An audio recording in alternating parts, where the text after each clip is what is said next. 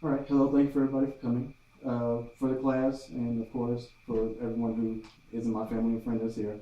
My name is Bobby Shaw, I'm originally from Muscle Shoals, Alabama. It's been a long road, but I'm now a senior here. Of course, you all know, once again, your family and friends. Getting my degree, Bachelor of Science in Management. A little bit of my background, as a plant manager, of course, several years. That's where the bulk of my experience comes from my speaking. Of course, the point of this assignment was to assess strengths and weaknesses. Uh, if I had to be completely honest, I think one of my major strengths is in small settings like this. I think I'm very good at connecting with my audience, firmly engaging with them both through eye contact and emotionally. I think I can connect to people through life experiences. I'm a very down to earth person, and I think that resonates with people. I think that lets them know that they can trust me, they can trust what I'm saying, and they have some stock in what I'm saying, whatever subject I happen to be speaking about. One of my weaknesses, as I'm sure the camera is catching right now, is I tend to speak with my hands a little bit. I've seen mixed reviews where some instructors tell you not to do that. Some say it doesn't matter. I made it a point to go do a little bit of research. Our former president, President Barack Obama, firmly and frequently used his hands while he was speaking. He believed that it helped him make points and emphasize certain points of his speech that he intended to make. Um, as I said before, it's been a long journey. The bulk of my experience comes from team meetings while I was a manager at the plant. Of course, with me being a higher level manager, it's my job to convey certain messages, certain, I guess you can say, the focal points of things we want to focus on going forward. And of course, during team meetings, it is your supervisor's main goal to portray to the entire team that we have goals to meet and what is required of each team member in order to meet those goals.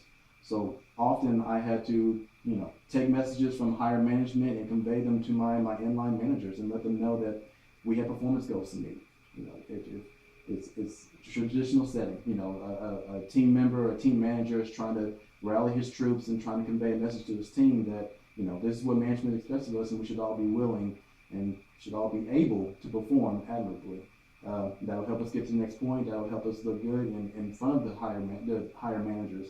So once they look down, they look at performance goals, they can see that we are operating above our means and we're not one of the plants operating below our means. And of course, that makes us look good. That may come down to increases in salaries. That may come down to extra incentives being passed down to our employees. You never know what that can result in. That's where the bulk of my speaking experience comes from. Of course, after years and years of doing it, you become more comfortable. As anything else, experience kind of talks the talk. And as you did this more, you got to a point where it's no longer so nerve-wracking speaking in front of people. I do appreciate this class already. It kind of led me back to an old experience.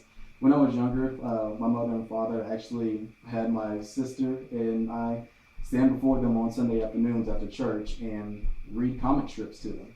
Whether they were funny, whether they had real inspiring stories, or whether they were about current events, they wanted us to sit in front of them and speak to them and read these words. And of course, when I was young, I didn't appreciate what I was being taught.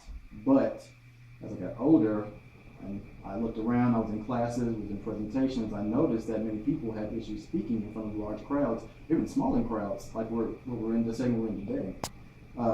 What I began to notice as I got older is I did not have those same issues. And honestly, I have to thank both of my parents for instilling that in us while we were young. I think it's a great parenting technique, and one day I hope to take that and use it for my own children. Unfortunate point, my father is deceased now, but that is a fond memory that this class helped bring up for me, so I am very appreciative of that. That is all for this week. I want to thank everybody for coming by. Hopefully we can do this again next week. Once again, thank you, and have a good night, everybody.